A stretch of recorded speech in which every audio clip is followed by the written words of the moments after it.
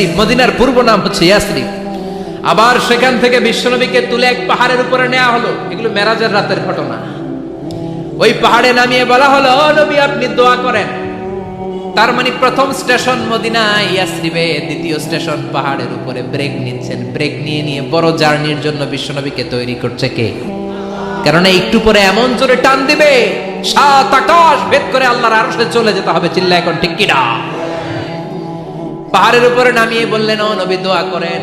বিশ্বনবী পাহাড়ের উপরে দোয়া করলেন। এবার বললেন, ও জিব্রাইল, আইয়ু জাবালিন হাদা, অন্ধকার, ঘুটঘুটে অন্ধকার, কিছু দেখি না, এটা আবার কোন পাহাড়? সাইয়েদনা জিব্রাইল বললেন, ও নবী এই পাহাড়টা হলো জাবাল মুসা, আপনার ভাই মুসার পাহাড়। এটা হলো তুর পাহাড়। তুর পাহাড়ের চূড়ায় এসেছেন। সেখান থেকে আরেক ব্রেক দিয়ে বিশ্বনবীকে মসজিদুল আকসাতে নেওয়া হয়েছে। যে মসজিদুল আকসা ফিলিস্তিনের ভূখণ্ডে অবস্থিত, যে মসজিদে এক রাকাত সালাত আদায় করলে 500 রাকাতের সওয়াব আমলনামায় ঢুকিয়ে দিবে কে? আবার এই ফিলিস্তিন বিলাদুশ শাম, এই শাম দেশ যেন তেন জায়গা নয়। দুইটা বর্ণনায় পাওয়া যায় কিয়ামতের ময়দানটা হবে আরাফাতের ময়দানে। আবার আরেকটা বর্ণনায় পাওয়া যায় কিয়ামতের ময়দানটা হবে সিরিয়া, ফিলিস্তিন, এই শামের ভূখণ্ডের ময়দানে। পড়েন সুবহানাল্লাহ। সাইয়েদনা ঈসা আলাইহিস সালাম দাজ্জালকে হত্যা করার জন্য বাংলাদেশে নামবে না। দাজ্জালকে হত্যা করার জন্য সৌদি আরবেও নামবে না, মিশরেও নামবে না, ইরাকেও নামবে না, লেবাননেও নামবে না, আলজেরিয়াতেও নামবে না, তিউনিসিয়াতেও নামবে না, মরক্কোতেও নামবে না। সাইয়েদনা ঈসা আলাইহিস সালাম দাজ্জালকে হত্যা করার জন্য ফিলিস্তিনের দামেস্কের জামে মসজিদের সবচেয়ে বড় মিনারার পাশে দুইজন ফেরেশতার পাখার উপরে ভর করে জমিনে নেমে আসবেন। এই জায়গাটা অনেক গুরুত্বপূর্ণ জায়গা। আল্লাহ বলেছেন, বারাকনা হাওলা, এই পুরো এলাকাটাকে আমি বরকত দিয়ে ছেয়ে দিয়েছি। পড়েন আল্লাহু আকবার। আবার এই জায়গায় বিশাল একটা যুদ্ধ হবে। ফিলিস্তিনের একটা শহর আছে আল গৌতা। এই গৌতা শহরে মুসলমানদের কেন্দ্রবিন্দু হবে। কিয়ামতের আগ দিয়ে যা যা ঘটবে সব এই ফিলিস্তিনে ঘটবে। এই জন্য তিন আর জাইতুনের কসম কাটার মধ্য দিয়ে ফিলিস্তিনের কসম কেটেছে কে? এই ফিলিস্তিনের বাইতুল হাম, যেটাকে বলে বেথেলহাম, এই বেথেলহাম সিটিতে ঈসা আলাইহিস সালামের জন্ম। সুবহানাল্লাহ পড়েন। মনে থাকবে কোন শহরে? বেথেলহাম। বেথেলহাম শহরে ঈসা আলাইহিস সালামের জন্ম। তার মানে আল্লাহ ঈসা নবীর জন্মস্থানের কসম কাটলেন। এরপরে আল্লাহ বললেন, ওয়াতুরে সিনিন, তুর পাহাড়ের কসম, সিনাই পর্বতের কসম। তুর পাহাড় হলো মিশরে, মিশর হলো মুসা আলাইহিস সালামের জন্মস্থান। আর ওয়াহাদাল বালাদিল আমিন, এই নিরাপদ শহরের কসম, মানে মক্কাতুল মুকাররমার কসম। মক্কা মুকাররমা কার জন্মস্থান? জোরে বলেন, আরো জোরে বলেন। বিশ্বনবীর জন্মস্থান। তিনজন বড় বড় পয়গাম্বর যেই তিন দেশে এসেছে, আল্লাহ তিনটা দেশের কসম কাটলেন। তিনটা বড় বড় শরীয়তের ধারক বাহক এই তিনজন নবী, উলুল আজমি মিনার রাসূল। এজন্য আল্লাহ বললেন, ওয়াত্তিনি ওয়াজ-যাইতুনি ওয়া তুরি সিনিন ওয়া হাযাল বালাদিল আমিন। তিন আর যাইতুনের কসম, মানে ফিলিস্তিনের কসম। ওয়া তুরি সিনিন, তুর পাহাড়ের কসম, মিশরের সবচাইতে উঁচু পাহাড়, যে পাহাড়ের চূড়ার উপরে উঠে সাইয়েদনা মুসা আলাইহিস সালাম সরাসরি আল্লাহর সাথে কথা বলেছেন। ওয়া কাল্লামাল্লাহু মুসা তাকলিমা, সরাসরি, without any media, without any via, সাইয়েদনা মুসা আলাইহিস সালাম আল্লাহর সাথে কথা বলতেন। পৃথিবীতে 4টা আসমানি কিতাব সবচাইতে সেরা। এক হচ্ছে তাওরাত, দ্বিতীয়ত জাবুর, তৃতীয়ত ইনজিল, চতুর্থত কোরআন। তাওরাত আল্লাহ নাজিল করেছেন সাইয়েদনা মুসা আলাইহিস সালামের উপর, জাবুর নাজিল করেছেন দাউদ আলাইহিস সালামের উপর, ইনজিল নাজিল করেছেন ঈসা আলাইহিস সালামের উপর, আর বিশ্বনবীর উপর নাজিল করেছেন কোরআন। ঠিক কিনা? এই তাওরাতকে রব্বুল আলামিন স্বয়ং নিজ হাতে লিখে কাঠের ফলকের মধ্যে, তক্তার মধ্যে লিখে সাইয়েদনা মুসা আলাইহিস সালামকে দিয়েছেন। সুবহানাল্লাহ। এটাকে আরবিতে বলে আলওয়াহ। লাউহের প্লুরাল হচ্ছে আলওয়াহ। কাঠের তক্তার মধ্যে আল্লাহ নিজে তাওরাত লিখেছেন। কিসের মধ্যে লিখছেন? কথা বলেন, শুনতেছেন? মনোযোগ আছে? কাঠের তক্তার মধ্যে তাওরাত লিখলেন, লিখে মুসা আলাইহিস সালামকে বললেন, মুসা ফিহি বুরহান ফিহি হুদা ফিহি হিদায়া, এই হচ্ছে তাওরাত কিতাব, আমি নিজ হাতে লিখে দিয়েছি, এর মধ্যে হেদায়েত আছে, এর মধ্যে বরকত আছে, এর মধ্যে বুরহান আছে, দলিল আছে। যাও এই কাঠের তক্তার মধ্যে লেখা তাওরাত কিতাবকে নিয়ে যাও, বনি ইসরাইলের কাছে এই তাওরাত কিতাবের দাওয়াত দাও। সাইয়েদনা মুসা আলাইহিস সালাম ছিলেন অনেক শক্তিশালী নবী। উনি ভাবলেন অল্প কয়েকটা তক্তা, কাউকে ডাকার দরকার নাই, আমার ভাই হারুন রে লাগবে না, আমি যথেষ্ট। আমার ভাই হারুন রে কষ্ট করে পাহাড়ের উপরে টেনে আনার দরকার নাই, 3-4টা তক্তা আমি নিজেই নিতে পারবো, নিজেই নিতে পারবো মনে করে সাইয়েদনা মুসা আলাইহিস সালাম আল্লাহর লেখা তক্তার উপরে যে তাওরাতের ফলক, এই ফলক ধরে টান দিয়েছে উঠানোর জন্য। আল্লাহ যেহেতু কিতাব দিয়েছে নিয়ে যায়, কিন্তু কি আজীব তামাশা, তক্তা ধরে কাঁধে তুলবে তো দূরের কথা, নাড়াতেই পারে না। সুবহানাল্লাহ আসতে বলেন, নাড়াতেই পারে না। উনার এত শক্তি, উনি এক থাপ্পড় মেরে ফেরাউনের বাবুর্চিকে ওই জায়গার মধ্যে দুনিয়া থেকে বিদায় করেছিলেন। এক ধাক্কা মারলে 10 জন 10 হাত দূরে যেয়ে পড়তো। উনি রেগে গেলে ওনার মাথার চুলগুলো টুপি আর পাগড়ি ভেদ করে উপরের দিকে এরকম খাড়া হয়ে দাঁড়িয়ে যেত। স্বয়ং মালাকুল মাউতকে থাপ্পড় মেরে চোখ কানা করে দিয়েছিলেন। এর কারণ মালাকুল মাউত মানুষের সূরাতে আসছিল আর অনুমতি নেয় নাই। ঘরের মধ্যে ঢোকার আগে অনুমতির দরকার আছে না নাই? কি সুন্দর ইসলাম, হোয়াট এ প্রাইভেসি ইন ইসলাম, কত সুন্দর প্রাইভেসি ইসলাম আমাদেরকে শিখিয়েছে। আপনি ঘরে ঢুকবেন, অনুমতি নিয়ে ঢুকবেন। কার কথা? এক সাহাবী বললেন, নবী আমার ঘরে 2 ঘর। কয়টা? 2টা মাত্র রুম। এক রুমে থাকে আমি, আর এক রুমে থাকে আমার আম্মা জান, যেই আম্মা জানের বুকের দুধ খেয়ে আমি 10 মাস পেটের ভেতরে ছিলাম, 2 বছর বুকের দুধ খেয়ে বড় হলাম। আমার আম্মা জান থাকে এক রুমে, আমি থাকি আর এক রুমে। ও নবী, আমার মায়ের রুমে ঢোকার আগেও কি অনুমতি নেওয়া লাগবে নাকি? বিশ্বনবী বললেন, ও সাহাবা, আতুহিব্বু আন তারাহা উরিয়ানা, do you like to see your mother naked? তুমি কি তোমার মাকে নেকেড দেখতে চাও? তুমি কি তোমার মাকে উলঙ্গ দেখতে চাও? সাহাবী বললেন, কাল্লা, কখনোই না। বিশ্বনবী বললেন, ইদান তাস্তাদিন, তোমার মাকে যদি উলঙ্গ দেখতে না চাও তাহলে অবশ্যই অবশ্যই অবশ্যই তোমার মায়ের ঘরে ঢোকার আগে অনুমতি নিয়ে ঢুকবা। সুবহানাল্লাহ। মায়ের ঘরে ঢোকার আগে অনুমতি নিতে হবে। তাহলে ভাইয়ের ঘরে, বোনের ঘরে, ভাবির ঘরে, হ্যাঁ, ঢুকাই যাবে না। ভাবির ঘরে ঢোকা যাবে? কারো ঘরে ঢোকার আগে অনুমতি নিতে হবে। এটাকে বলে প্রাইভেসি। ইসলামী প্রাইভেসিকে গুরুত্ব দেয়। কারণ আপনি হয়তো এমন একটা সময় চলে যাবেন ঘরের ভেতরে আপনার আম্মা ওই সময় হয়তো হালকা পোশাক পরে, সিম্পল কোনো কাপড় পরে শুয়ে আছে, ঠিক কিনা? ওই পোশাকে সে আপনার সামনে আসতে চায় না। আপনি যখন নক করবেন, আপনি যখন সালাম দিবেন, পারমিশন চাইবেন, সে হয়তো ওনাকে ঢেকে চাদর পরে সুন্দর করে জামাটা পরে তারপরে আপনার সামনে আসবে। চিল্লায় বলেন ঠিক কিনা? এজন্য অনুমতি নিয়ে ঢুকা ফরজ। কারো ঘরে যখন যাবেন আগে সালাম দিবেন, 3 বার সালাম দিবেন। 3 বার সালাম দেওয়ার পরে যদি উত্তর না পাওয়া যায় চলে যাবেন। কার কথা? মানতে রাজি আছেন তো? এগুলো মানি না, এই জন্যই ঘরে অশান্তি, ফ্যামিলিতে অশান্তি, চোখের হেফাজত নাই, নজরের হেফাজত নাই। এই নজরের লাগাম যদি টেনে ধরতে পারেন, ফ্যামিলির 50% সমস্যা এমনিই চলে যাবে। চিল্লা এখন ঠিক কিনা? সাইয়েদনা মুসা আলাইহিস সালামের কাছে মালাকুল মাউত, মৃত্যুর ফেরেশতা, মানুষের সূরাতে এসেছিল, অনুমতি নেয় নাই, হুট করে ঘরে ঢুকছে। ঢুইকা কয়, আনা মালাকুল মাউত, আমি মৃত্যুর ফেরেশতা, জিইতু আন আকবাদা রূহাক, আপনার রূহ কবজ করতে আসছি। মুসা আলাইহিস সালাম দেখতেছে একজন সলিমুদ্দি। মুসা নবী দেখে কি, আর সলিমুদ্দি কয় কি, আমি মালাকুল মাউত। ভেজাল আছে না নাই? সাইয়েদনা মুসা আলাইহিস সালাম দেখে দিব্যি সাধারণ মানুষ, আর সে বলে আমি তোমার রূহ কবজ করতে এসেছি। মুসা আলাইহিস সালাম রেগে গেলেন।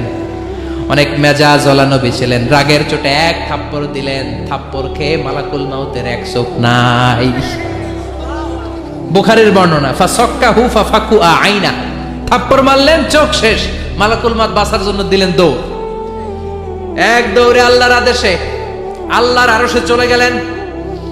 যে বলে মাবুদ এমন নবীর কাছে পাঠিয়েছেন, আরসালতানি ইলা আবদিন লা ইউরিদুল মাউত, এমন বান্দার কাছে পাঠিয়েছে ওই বান্দা মরতে চায় না, খালি মারতে চায়। কি করতে চায়? মরতে চায় না, মারতে চায়। দেখেন কি করছে আল্লাহ বললেন, ও মালাকুল মাউত, ভুল করছো, সালাম দাও নাই, অনুমতি নাও নাই, মানুষের সূরাতে গেছো, আর নবীও সাধারণ নবী না, মেজাজওয়ালা নবী, ঠিক কি না? চিন্তা করে লাভ নাই, আমি কথা বলবো। সাইয়েদনা মুসাকে আল্লাহ ডেকে বললেন, ও মুসা, তুমি নাকি মরতে চাও না, খালি মারতে চাও। সাইয়েদনা মুসা বলেন, না মাবুদ, আমি তো চিনি নাই, এটা যে মালাকুল মাউত আমি তো চিনি নাই, চিনলে তো তার গায়ে আমি হাত তোলার সাহস করতাম না। আল্লাহ বললেন, ও মুসা যাও, দাইয়াদাকা আলা মাতনি সাউর, ওই যে একটা গাভী দেখা যায়, ষাঁড় দেখা যায়, ওই গরুর পিঠের উপরে তোমার ডান হাতটা রেখে দাও। সাইয়েদনা মুসা আলাইহিস সালাম গরুর পিঠের উপরে ডান হাত রাখলেন। আল্লাহ বললেন, মুসা, তোমার ডান হাতের নিচে গরুর যতগুলো পশম, প্রত্যেকটা পশমের বিনিময়ে তোমার এক এক বছর করে হায়াত আমি বাড়িয়ে দিলাম। মরতে যখন চাও না, মারতে যখন চাও, আরো কয়েক বছর মারো, হায়াত আমি বাড়িয়ে দিলাম। মুসা আলাইহিস সালাম বললেন, আল্লাহ সুম্মা মাযা, এই হাতের নিচে গরুর যত পশম তত আমার হায়াত বেড়ে যাবে। ধরলাম হাতের নিচে 2000 পশম, 2000 বছর হায়াত বাড়িয়ে দিলেন, কিন্তু সুম্মা মাযা, 2000 বছর পরে কি হবে, আগে ওইটা কোন, ওই ঝামেলাটা ভাঙের আগে। আল্লাহ বললেন, মুসা সুম্মাল মাউত, তারপরে তো তোমাকে মরতেই হবে, এই পৃথিবীতে আসলেই মরতে হয়। কুল্লু নাফসিন যায়িকাতুল মাউত, এই পৃথিবীতে যারা একবার আসবে তাদেরকেই মরতে হবে, ঠিক কি না? সাইয়েদনা মুসা আলাইহিস সালাম বললেন, ফাল আনা, তাহলে আর দেরির দরকার নাই, এখনই আমাকে নিতে বলেন। সুবহানাল্লাহ। মালাকুল মাউত এসে মুসা আলাইহিস সালামের রূহ কবজ করে ফেললেন। এই মুসা আলাইহিস সালামের সাথে সরাসরি আল্লাহর কথা হতো এই তুর পাহাড়ের উপর, আর এই তুর পাহাড়ের নামে কসম কেটেছে কে? ওয়া তুরি সিনিন। আল্লাহ বললেন, তিন আর জাইতুনের কসম, মানে ফিলিস্তিনের কসম। ওয়া তুরি সিনিন, তুর পাহাড়ের কসম, যেই তুর পাহাড়ের উপরে আমি তাওরাত কিতাব নাজিল করেছি। তাওরাত কিতাবটাকে কাঠের ফলকের মধ্যে লিখে বললেন, মুসা নিয়ে যাও। মুসা আলাইহিস সালাম নিতে পারে না, মনে আছে? মনে আছে আপনাদের না ভুলে গেছেন? মুসা আলাইহিস সালাম ধরলেন, নাড়াতে পারে না, আর কাঁধে তুলবে তো দূরের কথা, নাড়াতেই তো পারে না, এত শক্তিশালী নবী। তাওরাতের যে আলওয়াহুত তাওরাত, তাওরাতের ফলক, এই বাণীগুলো নিয়ে বাণীবাহকের কাজ করবে, বার্তাবাহকের কাজ করবে, বনি ইসরাইলের কাছে এই পয়গাম পৌঁছে দিবে, কিন্তু তুলতেই তো পারে না। আল্লাহর ডেকে বলে, আল্লাহ পারি না। আল্লাহ বললেন, ট্রাই করো, ট্রাই এগেইন, আবার চেষ্টা করো, দেখো না পারো কিনা। হাবিল। সাইয়েদনা মুসা আলাইহিস সালাম ভাবলেন, এই দিক দিয়ে পারি না, ওই দিক দিয়ে তুললে মনে হয় পারবো। এবার তক্তার ওই পাশ দিয়ে নাড়াচাড়া শুরু করছে, ওই দিক দিয়েও পারে না। এবার ভাবলেন, এক কাজ করি, মাঝখান দিয়ে দেখি নাড়াতে পারি কিনা। সাইয়েদনা মুসা আলাইহিস সালাম কাঠের তক্তাগুলোর মাঝখান দিয়ে ধরলেন, টান দিলেন, কিন্তু তক্তা নড়ে, নাড়ানোই যায় না, কাঁধে তুলবে তো দূরের কথা। সাইয়েদনা মুসা আলাইহিস সালাম অপরাগ হয়ে আল্লাহর ডেকে বললেন, ও মাবুদ, পারি না। আল্লাহ আসলে চাচ্ছে মুসা যেন বলে পারি না। মুসা পারে না এটা শুনতে আল্লাহর বড় মনে চায়। সুবহানাল্লাহ কইবেন না? কারণ সব জায়গায় উনি পারে আর মারে। আজকে সাইয়েদনা মুসা আলাইহিস সালামের কণ্ঠে আল্লাহ শুনতে চায়, আল্লাহ আমি অপারগ, আমি পারি না। সাইয়েদনা মুসা আলাইহিস সালাম বলে, আল্লাহ সাইয়েদনা জিব্রাইলকে যদি বলেন আমারে যদি একটু সাহায্য করে, আমার কাঁধে তুলে দিলে আমি নিয়ে বাড়িতে যাব। সাইয়েদনা জিব্রাইলকে একটু বলেন। আল্লাহ বললেন, যাও জিব্রাইল, হেল্প আউট মুসা, মুসা আলাইহিস সালামকে সাহায্য করো। এবার সাইয়েদনা মুসা আলাইহিস সালাম ধরলেন এই দিকে, সাইয়েদনা জিব্রাইল ধরলেন এই দিকে। দুইজন মিলে তাওরাত লেখা কাঠের তক্তাগুলো উঠাতে চাইলেন, কিন্তু কি আজীব তামাশা, সাইয়েদনা জিব্রাইলও পারে না। সাইয়েদনা মুসা আলাইহিস সালাম বললেন, ও ভাই জিব্রাইল, চলো জায়গা চেঞ্জ করি, তুমি এদিক দিয়ে ধরো, আমি ওই দিকে ধরি, আবার জোরসে টান মারো। দেশগ্রামে কয় না জোরসে টান, এইও সিস্টেমে দুইজন মিলে টানে, কিন্তু নাড়াতেই পারে না। আগে তো হাতে নিবে, তারপরে কাঁধে তুলবে, দুইজনেও পারে না। গায়ে যত জোর আছে সাইয়েদনা মুসা আলাইহিস সালাম জোরসে টান দিলেন, যত জোর, সব জোরকে একসাথে করে তিনি টান দিয়েছেন। টানের চোটে দেহের প্রতিটা লোমকূপ থেকে ঘাম বেরোতে শুরু করেছে। টানের চোটে রক টান খেয়ে যাচ্ছে, কোমরের রক ছিঁড়ে যাওয়ার অবস্থা, কিন্তু কাঠের ফলকগুলো নাড়ানো যায়। সাইয়েদনা মুসা আলাইহিস সালাম বললেন, আল্লাহ, জিব্রাইলও পারে না। জিব্রাইলের সাথে হাজার হাজার সহকারী ফেরেশতা, তাদেরকে একটু বলেন হেল্প করার জন্য। সুবহানাল্লাহ পড়েন। হাজার হাজার ফেরেশতা তুর পাহাড়ের উপর সবাই মিলে জোরে জোরে টান দেয়, জোরে জোরে টান দেয়, সবাই মিলে চেষ্টা করে। তাওরাত লেখা ফলক এক প্রান্ত থেকে আরেক প্রান্ত কোন জায়গা দিয়ে ধরে 1 ইঞ্চি নাড়াতে পারে না। এই অবস্থা দেখে আল্লাহ বললেন, ঘটনা কি? আল্লাহ, পারি না। সাইয়েদনা মুসা আলাইহিস সালাম কি বলে? আল্লাহ, পারি না। আল্লাহ বললেন, মুসা, এই ফলকগুলোর এত ওজন নয়, কাঠের এই তক্তাগুলোর এত ওজন নয়, কিন্তু এই কাঠের তক্তার মধ্যে যে বাণীগুলো লেখা হয়েছে, বাণীগুলো কার? এটা আমার বাণী, আমার কথা। এই জিনিসটা বোঝানোর জন্য আমি এটার ওজনকে ভারী করে দিয়েছি। এবার জিব্রাইলের সহকারী ফেরেশতা লাগবে না, জিব্রাইলের সহযোগিতা লাগবে না। তোমার গায়ে আমি যেই জোর দিয়েছি, টান দিয়ে দেখো সবগুলারে কাঁধে তুলে নিতে পারবা। সাইয়েদনা মুসা আলাইহিস সালাম এবার বিসমিল্লাহ বলে সবগুলো তাওরাত লেখা কাঠের তক্তাগুলো কাঁধে নিয়ে এক দৌড়ে বাড়িতে। আল্লাহু আকবার। যেই পাহাড়ের উপর এই তক্তা টানাটানির ঘটনা ঘটেছে, পাহাড়টার নাম, এজন্য আল্লাহ বললেন, ওয়াত্তিনি ওয়াজ-যাইতুনি ওয়া তুরি সিনিনা ওয়া হাদাল বালাদিল আমিন। তিন আর যাইতুনের কসম, তুর পাহাড়ের কসম। আবার তুর পাহাড়ের মধ্যে নূরের তাজাল্লি দিয়েছে কে? ফালাম্মা তাজাল্লা রাব্বুহু জাআলাহু দাক্কান ওয়া খাররা মূসা সাঈকা। সাইয়েদনা মুসা আলাইহিস সালাম বললেন, আল্লাহ, তোমাকে দেখতে চাই। আল্লাহ বললেন, দেখতে পারবে না, পাহাড়ের দিকে তাকাও, পাহাড়ের মধ্যে নূরের তাজাল্লি দেব, যদি পাহাড় টিকে যায় তাহলে দেখতে পাবা। আল্লাহ যখন তুর পাহাড়ের উপর তাজাল্লি মেরেছে, পাহাড় ভেঙে খান খান হয়ে যায়। সাইয়েদনা মুসা আলাইহিস সালাম বেহুশ হয়ে যায়। এই বেহুশ হওয়ার ঘটনা আর পাহাড় জ্বলে ছাই হওয়ার ঘটনা যেখানে ঘটেছে, ওই পাহাড়টার নাম জোরে বলেন। ওই তুর পাহাড়ের কসম কেটেছে কে? ওয়াতুরি। ওয়াতুরি 2285 মিটার উঁচু, অনেক উঁচু পাহাড়। আবার ইয়াজুজ মাজুজ যখন পৃথিবীতে আক্রমণ করবে, ইন্না ইয়াজুজ ওয়া মাজুজ মুফসিদুনা ফিল আরদ।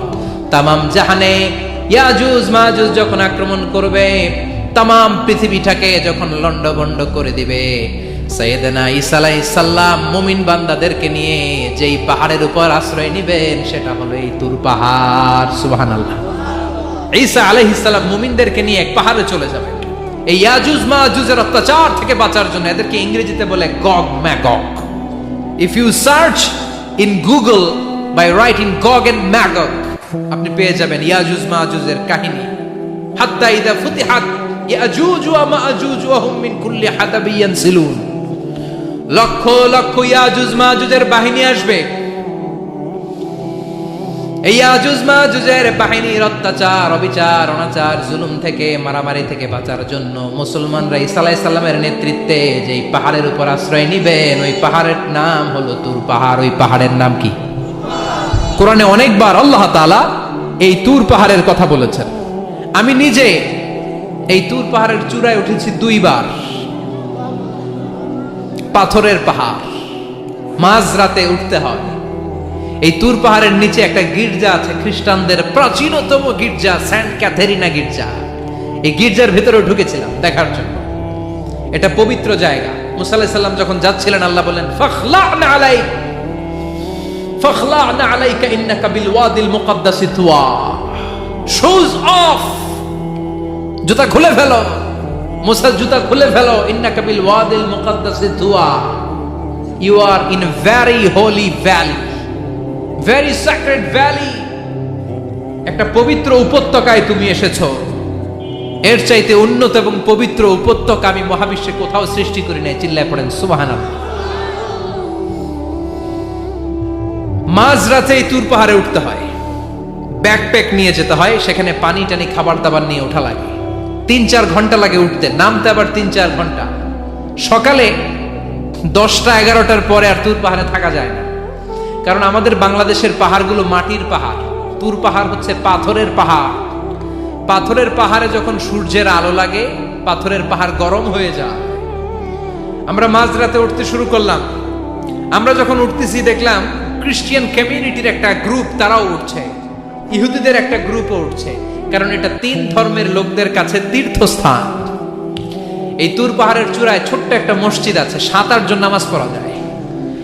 খ্রিস্টানদের একটা গির্জা আছে, ইহুদিদের একটা সিনাগগ আছে। ফজরের সময় উঠলাম, পুরো সিলসিলাতুল জিবা তুর পাহাড় দেখলাম, অবাক হলাম। এই পাহাড়ে বিশ্বনবী মেরাজের রাতে নেমে দোয়া করেছেন, ঠিক কিনা? এই পাহাড়ে ঈসা আলাইহিস সালাম মুমিনদেরকে নিয়ে ইয়াজুজ মাজুজের আক্রমণ থেকে বাঁচার জন্য আশ্রয় নেবেন। এই তুর পাহাড়ের কসম কোরআনের ভেতরে কেটেছে কে? এজন্য আল্লাহ বললেন ওয়াত-তিনি ওয়াজ-যাইতুনি ওয়া তুরি সিনিন ওয়া হাযাল বালাদিল আমিন। তিন আর যাইতুনের কসম, ওই মিশরের তুর পাহাড়ের কসম, ওয়া হাযাল বালাদিল আমিন, এই নিরাপদ শহরের কসম। শহরটার নাম কি? কি নাম? এই নিরাপদ শহর দ্বারা আল্লাহ বুঝিয়েছে মক্কা, না ফিলিস্তিন না। ফিলিস্তিন হচ্ছে প্রথমটা, কিন্তু হাযাল বালাদিল আমিন, এই নিরাপদ শহর দিয়ে আল্লাহ বুঝিয়েছেন মক্কা শহরকে। চিৎকার করে বলবেন কোন শহর? মক্কা শহর। এই মক্কা শহরের আগের নাম বাক্কা। মক্কার আগের নাম কি? জোরে বলেন, আরো জোরে।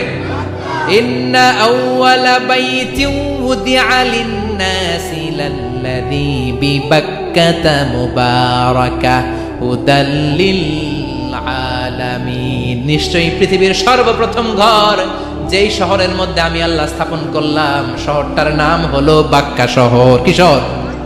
এই বাক্কা পরে চেঞ্জ হয়ে হয়েছে মক্কা। আল্লাহু আকবার। তার মানে আজকে জানলেন মক্কা শহরের আগের নাম হলো বাক্কা। আগের নাম কি? মক্কা শহরে অনেক হোটেল আছে, ওই হোটেলের নাম ফুন্দুক বাক্কা। দেখছেন? ফুন্দুক বাক্কা মানে বাক্কা হোটেল। এই বাক্কা হচ্ছে মক্কার আগের নাম, মনে থাকবে? আল্লাহ বললেন হাযাল বালাদিল আমিন, এই নিরাপদ শহরের কসম, এই শহরের চেয়ে নিরাপদ শহর পৃথিবীর মধ্যে। ইউসাউইরুকুম ফিল আরহামি কাইফা ইয়াশা লা ইলাহা ইল্লা হুয়াল আজিজুল হাকীম। তিনি হলেন এমন সত্তা যিনি মায়ের পেটে থাকা অবস্থায় তোমাদের চেহারার ডিজাইন করে দিয়েছে। চিল্লায়া বলেন সুবহানাল্লাহ। তাহলে 4টা কসম কেটে আল্লাহ যে দামি কথাটা বললেন, লাকাদ খালাকনাল ইনসানা ফি আহসানি তাকওয়িম, সুন্দর আকৃতিতে তৈরি করেছি। এজন্য সুন্দর চেহারাটা নিয়ে যখন আয়নার সামনে দাঁড়াবেন, তখন আপনি আয়নার দোয়া পড়বেন আল্লাহুম্মা হাসানতা খালকি ফাহসিন খুলুকি। বিশ্বনবীর চেহারা সুন্দর বেশি না কম? জোরে বলেন। চাঁদের চেয়ে সুন্দর তুমি নবী আমার কামলিওয়ালা, চাঁদের চেয়ে সুন্দর তুমি নবী আমার কামলিওয়ালা।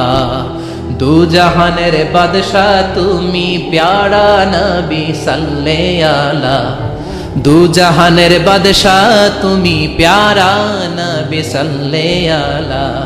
চাঁদের চেয়ে সুন্দর তুমি নবী আমার কামলিওয়ালা। সুবহানাল্লাহ। বিশ্বনবীর চেহারাটা বড় সুন্দর ছিল। এত সুন্দর চেহারার মানুষ পৃথিবীতে দ্বিতীয়টা নাই। ওই চেহারা নিয়ে বিশ্বনবী আয়নার সামনে যখন দাঁড়াতেন, উনি বলতেন আল্লাহুম্মা হাসানতা খালকি ফাহসিন খুলুকি। এর মানে হলো আল্লাহ আমার চেহারাটা আপনি যেমন সুন্দর করেছেন, আমার চরিত্রটাও সুন্দর করে দিয়ে। This is the attitude. এটাকে বলা হয় attitude. What a marvellous amazing attitude he belongs. বিশ্বনবীর কি সুন্দর অ্যাটিটিউড ছিল। সুন্দর চেহারা নিয়ে আয়নার সামনে দাঁড়িয়ে তিনি বলতেন, আল্লাহ আমার চেহারাটা যেমনি সুন্দর করেছো, আমার চরিত্রটাকেও সুন্দর করে দাও। আমার বাহিরটা যেমন সুন্দর, আল্লাহ আমার ভেতরটারেও সুন্দর করে দিও। পড়েন আমিন। এই আয়নার দোয়া পারেন তো? আয়নার সামনে দাঁড়ায় এই দোয়া পড়েন তো? নাকি বলেন আয়না বসাইয়া দিও কলবের ভিতর? এগুলো বলবেন? পড়েন আল্লাহুম্মা হাসানতা খালকি ফাহসিন খুলুকি, আল্লাহুম্মা হাসানতা খালকি ফাআহসিন খুলুকি। হে আল্লাহ, সবাই বলেন হে আল্লাহ, তুমি আমার চেহারাটা সুন্দর করেছো, তুমি আমার চরিত্রটাও সুন্দর করে দিও। আমিন। আরো জোরে পড়েন আমিন। এই জন্য নিজে যখন আয়নার সামনে দাঁড়াবেন এটা বলবেন, আপনার স্ত্রী যখন আয়নার সামনে দাঁড়ায় তখন এইটা বলবেন, আপনার বাচ্চা যখন আয়নার সামনে দাঁড়ায় তখন এই দোয়া পড়বেন। রাজি আছেন তো? আয়নার সামনে দাঁড়িয়ে আমরা বলবো হাসানতা খালকি, আল্লাহ তুমি আমার চেহারাটা সুন্দর করেছো। আমরা সবাই সুন্দর, আমরা সবাই সুন্দর। যার কালার কালো, কালো চামড়ার লোক, তার মধ্যে একটা সৌন্দর্য আছে না নাই? আল্লাহ বললেন এই কালো আর ধলো এগুলো তো বাইরে, ওয়াখতিলাফু আলওয়ানিকুম ওয়া আলসিনাতিকুম, তোমাদের গায়ের রঙের ভিন্নতা, ভাষার ভিন্নতা, এগুলো আল্লাহর মিরাকেল। একজন সাদা, একজন কালো, একজন ধূসর বর্ণের, এক একজনের চেহারার সাথে আরেকজনের চেহারার মিল নাই। সুবহানাল্লাহ। এটাই সৌন্দর্য। এজন্য আল্লাহ বললেন লাকাদ খালাকনাল ইনসানা ফি আহসানি তাকওয়িম, আমি গোটা মানব জাতিকে চমৎকার একটা স্টাইল দিয়ে তৈরি করেছি। এই স্টাইলের সাথে পৃথিবীর কোনো প্রাণীর কোনো মিল থাকে না। সুবহানাল্লাহ। কি অসাধারণ আমাদের কাঠামো। আপনি যদি হিউম্যান ব্রেইন নিয়ে চিন্তা করেন, আমাদের ব্রেইনের ক্যাপাসিটি কিন্তু অনেক বেশি। এই পৃথিবীতে সবচাইতে পাওয়ারফুল যে কম্পিউটার আবিষ্কার করা হয়েছে এটার নাম Cray one super computer. United States of আমেরিকাতে যারা মিলিটারি বেসে জব করে তাদের ম্যাথমেটিক্যাল ইকুয়েশন ড্র করার জন্য, সলিউশন করার জন্য এই ক্রে-1 সুপার কম্পিউটার তারা ইউজ করে। বিজ্ঞানীরা হিউম্যান ব্রেইনের ক্যাপাসিটির সাথে ওই ক্রে-1 সুপার কম্পিউটারের তুলনা করেছে। তারা তুলনা করে দেখেছে ক্রে-1 সুপার কম্পিউটারের চেয়েও আমাদের ব্রেইন শতগুণ বেশি শক্তিশালী। আমাদের হেয়ারিং সিস্টেম নিয়ে যদি আপনি গবেষণা করেন অবাক হয়ে যাবেন। এই যে কানের মধ্যে এখানে পেঁচানো দেখা যায়, এটা কি আল্লাহ এমনি এমনি দিছে? মা খালাকতা হাদা বাতিলা, এমনি এমনি আল্লাহ কিচ্ছু দেয় নাই। এই পেঁচানো ডিজাইন না থাকলে আপনি শুনতে পেতেন না। আপনার কান দুইটা যদি কেটে কান কাটা রমজান করে দেয়, আপনি কোনো আওয়াজ শুনতে পাবেন না। এই কানের ডিজাইন গুলো, এই আঁকাবাঁকা পথগুলো আল্লাহ তাআলা দিয়েছে ইথারে ভেসে আসা সাউন্ড গুলোকে ইলেকট্রিক্যাল সিগন্যালের মাধ্যমে ভেতরে ঢুকানোর জন্য। কানের তিনটা পার্ট থাকে, একটা হচ্ছে আউটার এয়ার, একটা হচ্ছে মিডল এয়ার, তারপরে হচ্ছে ইনার এয়ার, মাঝখানে এয়ার ড্রাম থাকে।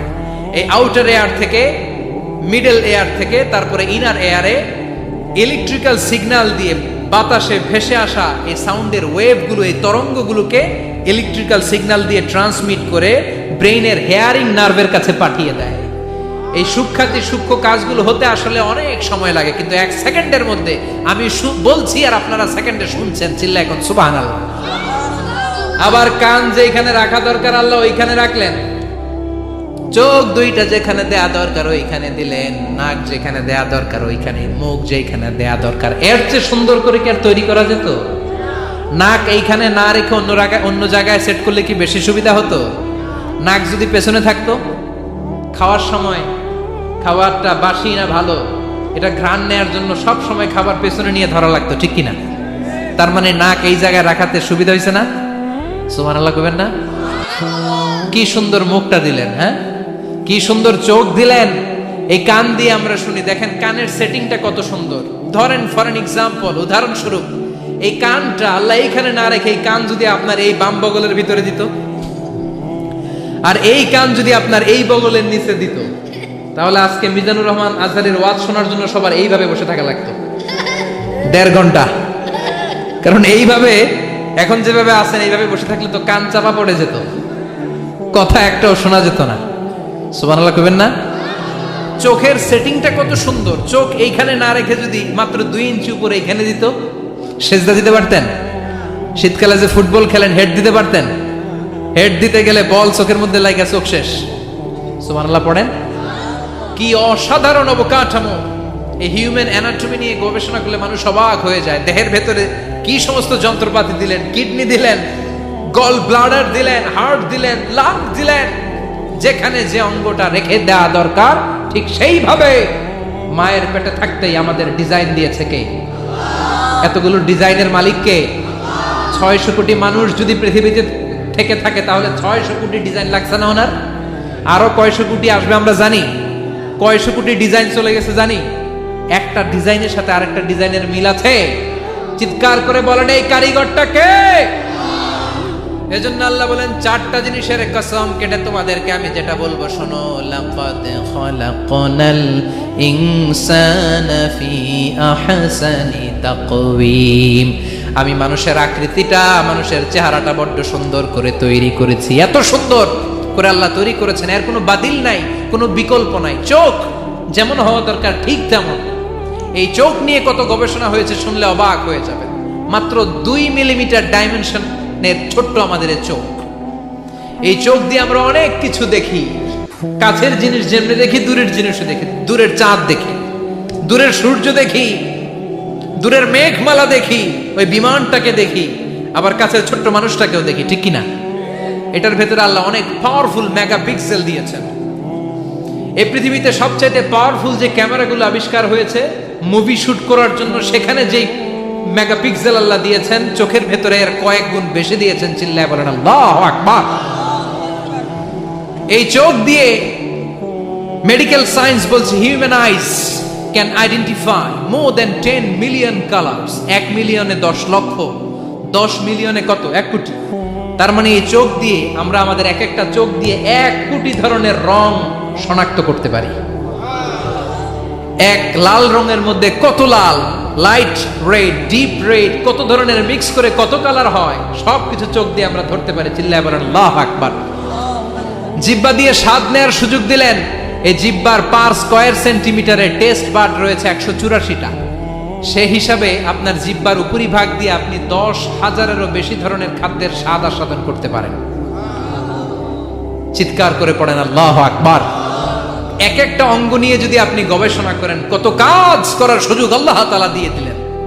206টা নাকি হাড্ডির পিস রেখেছে আল্লাহ এক একটা দেহের ভিতরে। 206টা না, 206টা হাড় আছে।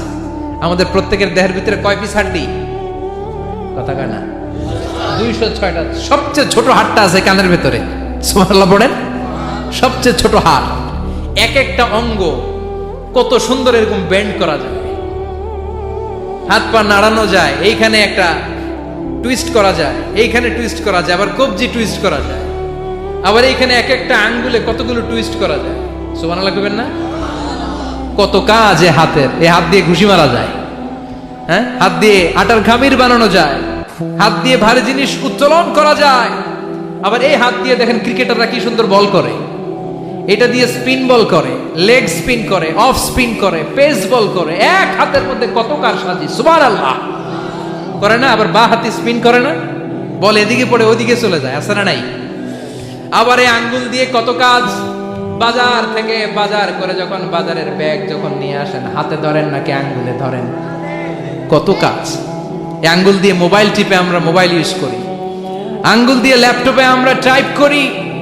ডাক্তাররা এই আঙ্গুল দিয়ে সুই ইউজ করে সূক্ষ্ম সূক্ষ্ম সার্জারির কাজগুলো করে। অবাক হয়ে যাবেন এই আঙ্গুলের কত কাজ। এই আঙ্গুল দিয়ে আবার এখন ক্রিকেটেও এরকম 2 আঙ্গুল তুললে ছক্কা, আছে না নাই? আবার 1 আঙ্গুল তুললে আউট, আবার এটা তুললে ভিক্টরি, বিজয় চিহ্ন। দেখবেন যত নেতা খেতা করে পুলিশে ধরে এটা দেখায়, আছে না নাই? এইভাবে কত ধরনের নমুনা আমরা ইউজ করি, কত ভাবে হাতগুলোকে ইউজ করি, কত ভাবে পা গুলোকে ইউজ করি। দেহের এই সৌন্দর্য আমাদের দান করেছে কে? লাকাদ খালাকনাল ইনসানা ফি আহসানি তাকওয়িম। আমি মানুষকে সব চাইতে সুন্দর আকৃতিতে তৈরি করেছি। সুবহানাল্লাহ পড়েন, চিল্লায় পড়েন আল্লাহু আকবার। আল্লাহ বললেন মানুষ সব চাইতে সেরা। মানুষ হলেন সব চাইতে সেরা। মানুষ যখন সেরা হয়, মানুষের চাইতে সেরা কেউ হয় না। আবার মানুষ যদি নিকৃষ্ট হয়ে যায়, মানুষের চাইতে নিকৃষ্ট কেউ হতে পারে না, ঠিক কি না? আল্লাহ বললেন মানুষের আকৃতি আমি বড্ড চমৎকার করে বানালাম। সবচেয়ে সুন্দর আকৃতি মানুষের। সবচেয়ে সুন্দর আকৃতি কার? জোরে বলেন। সবচেয়ে বেশি মর্যাদা কার? আশরাফুল মাখলুকাত কে? আশরাফুল মাখলুকাত কে? চিল্লায়া বলেন। নাকি হাতি? রয়্যাল বেঙ্গল টাইগার শক্তিশালী না? এটা এটা তো মানুষ খেয়ে ফেলায়, তো এটাই না আশরাফুল মাখলুকাত হওয়া দরকার? হাতি সবচেয়ে শক্তিশালী না? তো এইটাই না আশরাফুল মাখলুকাত হওয়া দরকার। এগুলো কোনোটাই আশরাফুল মাখলুকাত নয়। আশরাফুল মাখলুকাত হচ্ছে মানুষ। আশরাফুল মাখলুকাত কি? চিল্লায় বলেন আশরাফুল মাখলুকাত কে? এজন্য আল্লাহ বললেন লাকাদ খালাকনাল ইনসানা ফি আহসানি তাকওয়িম, আমি মানুষকে চমৎকার আকৃতি দিয়ে তৈরি করেছি। সুম্মা রাদাদনাহু আসফালা সাফিলিন, আবার মানুষকে আমি একেবারে নিম্নগামী করেছি। উপরে যেমনি নিয়েছি আবার মানুষকে নিম্নগামীও করেছি। তার মানে মানুষ যদি সম্মানিত হয়, মানুষের চেয়ে বেশি সম্মানিত কেউ হতে পারে? মানুষ যদি সম্মানিত হয়, মানুষের চেয়ে সম্মানিত হওয়ার সুযোগ কারো আছে? দলিল কি? দলিল হচ্ছে বিশ্বনবী যখন মেরাজে যাচ্ছিলেন, একটা সার্টেন লেভেল, যে একটা নির্দিষ্ট জায়গায়, যে সাইয়েদনা জিব্রাইল বললেন ইয়া রাসূলুল্লাহ আমি আর উপরে যেতে পারবো না, আমার খেলা এই জায়গায় শেষ, নবী আপনার খেলা এখন শুরু। সুবহানাল্লাহ। ও নবী, এই জায়গার নাম সিদরাতুল মুনতাহা, এটা সীমান্ত বৃক্ষ, এটা হচ্ছে বর্ডার এরিয়া। কি এরিয়া? এটা হলো বর্ডার এরিয়া, এখানেই আমার খেলা শেষ। আজীবন আমি এই জায়গায় এসে কান পেতে আল্লাহর অর্ডার শুনেছি, আর ওই অর্ডার তামিল করার জন্য দুনিয়াতে নেমেছি। আমি জিব্রাইলের উপরে যদি 1 ইঞ্চি উপরে ওঠার চেষ্টা করি, আমার শত শত পাখাগুলোকে জ্বালিয়ে ছাই করে দিবে কে? সাইয়েদনা জিব্রাইল আর উপরে যেতে পারে নাই। যেখানে সাইয়েদনা জিব্রাইলের খেলা শেষ, ওইখানে বিশ্বনবীর খেলা শুরু হয়েছিল। কোন সুবহানাল্লাহ। তার মানে মানুষ যখন উপরে ওঠে, এত উপরে উঠে যায়, ফেরেশতাদেরকেও হার মানিয়ে ফেরেশতাদের উপরে চলে যায়। আবার মানুষ যখন নিচে নামতে শুরু করে, শয়তানকেও হার মানিয়ে নিচে চলে যায়। ঠিক কি না?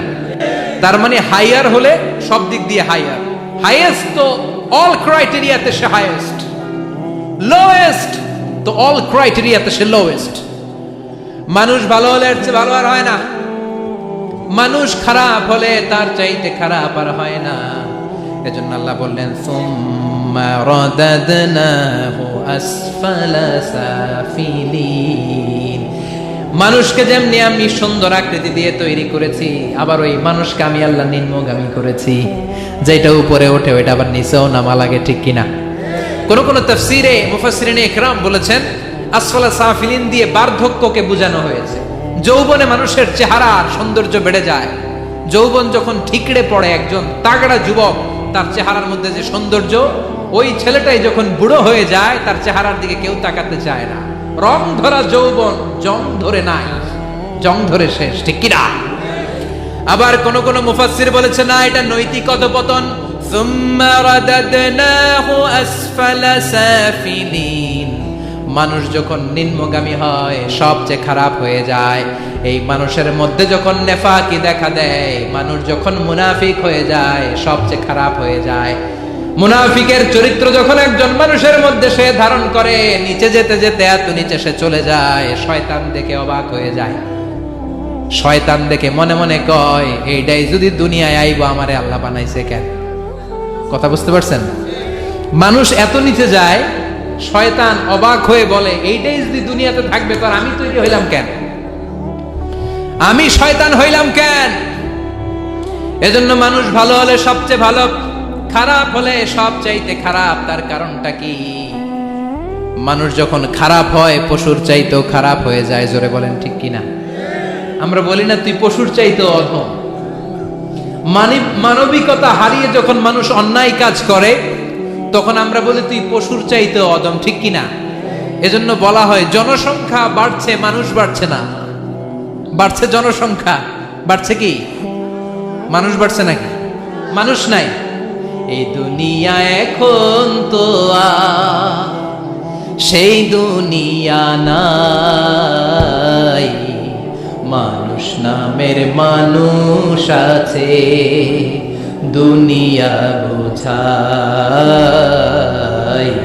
সেই মানুষের ভিড়ে আমার আসল মানুষ নাই। এই দুনিয়া এখন তো সেই দুনিয়া নাই, মানুষ নামের মানুষ আছে, দুনিয়া বোঝায়। সেই মানুষের ভিড়ে আমার আসল মানুষ নাই। আসল মানুষের বড় অভাব, এজন্য বাড়ছে জনসংখ্যা, মানুষ বাড়ছে না। মানুষ যখন খারাপ হয়ে যায় পশুকেও হার মানায়। আল্লাহ বলে উলাইকা কাল আনআম বাল হুম আদাল উলাইকা হুমুল গাফিলুন। কারণ একটা সিংহ কখনো আর একটা সিংহকে মারে না। খেয়াল করে বুঝেন, সিংহ কোনোদিন সিংহ মারে নাকি? বাঘ বাঘ মারে নাকি? হাতি কোনোদিন হাতি মারে নাকি? কিন্তু মানুষ মানুষকে মারে, ঠিক কিনা? আওয়াজ করে উত্তর দেন, একটা বাঘ আর একটা বাঘকে 8 টুকরা 10 টুকরা করে নাকি?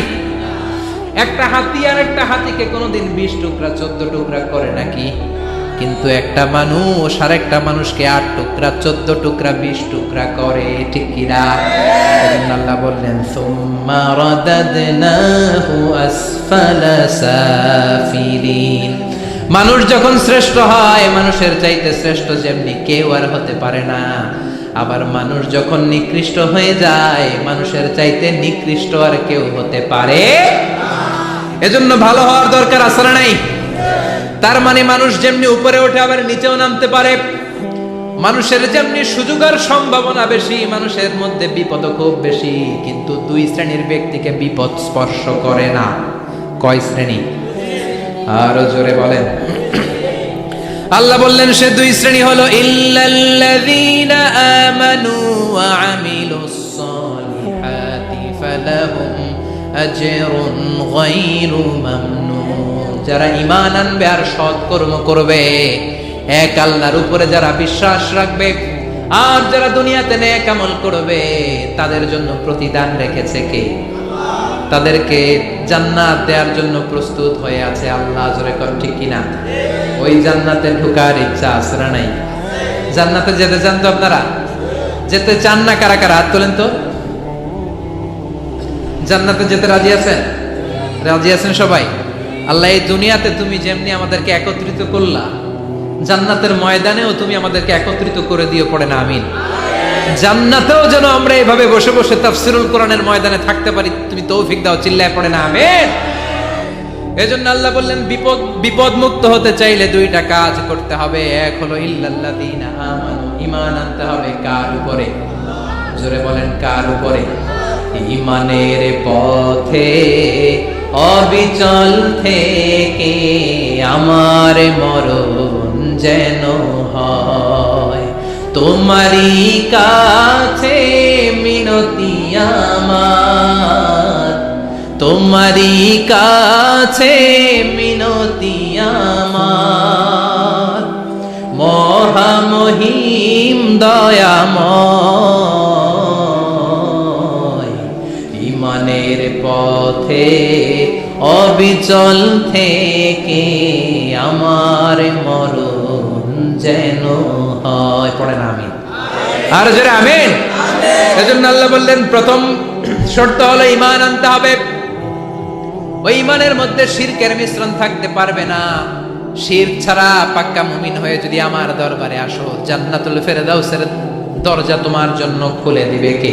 আল্লাহ। 2 নম্বরে ওয়া আমিলুস সালিহাত, নেক আমল যদি করতে পারো, ঈমান আর নেক আমল, এই 2টার গ্যারান্টি যদি দিতে পারো, জান্নাতের গ্যারান্টি দিবে কে?